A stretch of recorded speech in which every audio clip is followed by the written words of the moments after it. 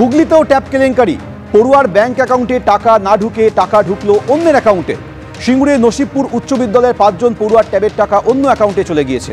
সোমনাথ আমাদের প্রতিনিধি এই মুহূর্তে টেলিফোনে রয়েছে। সোমনাথ, পুলিশ কি বলছে? দেখো, পুলিশ সূত্রে যেটা জানা গেছে যে হুগলি জেলার একাধিক স্কুলে পড়ুয়ার টাকা অন্য অ্যাকাউন্টে চলে গেছে এবং এ বিষয়ে হুগলি জেলার একাধিক থানায় কিন্তু অভিযোগ দায়ের হয়েছেন। এবং হুগলি জেলা গ্রামীণ পুলিশের এক উচ্চপদস্থ আধিকারিক জানিয়েছেন এখনো পর্যন্ত প্রায় 90 জন পড়ুয়ার তাদের অ্যাকাউন্টে টাকা ঢোকেনি এবং সেই টাকা অন্য অ্যাকাউন্টে চলে গেছে। এই বিষয়ে কিন্তু তারা তদন্ত শুরু করেছে এবং অভিযোগ পাওয়ার পরই সাইবার সেলের সহযোগিতায় জোর কদমে তদন্ত শুরু করা হয়েছে।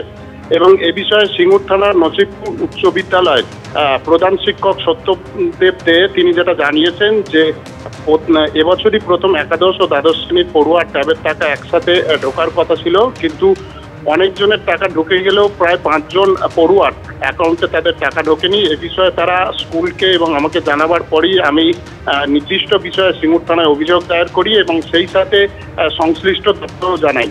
পাশাপাশি চণ্ডীতলা থানার বেগমপুর উচ্চ বিদ্যালয়েও কিন্তু এই বিষয়ে চণ্ডীতলা থানাতে অভিযোগ দায়ের করেছেন এবং সেখানে প্রায় 30 জন মতো পড়ুয়ার ট্যাবের টাকা ঢোকেনি বলে একের পর এক পড়ুয়া যাদের টাকা পাওয়ার কথা তারা টাকা পাচ্ছে না, কিন্তু সেই টাকা ঢুকে যাচ্ছে অন্যের অ্যাকাউন্টে। তদন্ত শুরু করেছে পুলিশ। ধন্যবাদ সোমনাথ।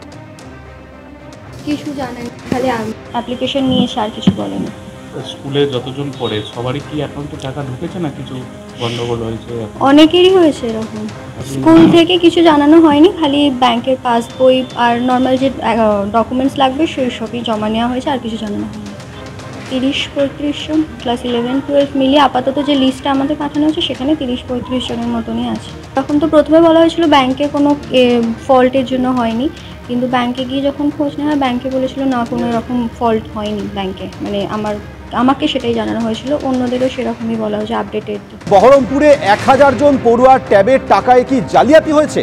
বহরমপুর শহর এবং শহর লাগোয়া স্কুলে 1000 জন ছাত্রের ট্যাবের টাকা ঢোকেনি বলে অভিযোগ উঠেছে।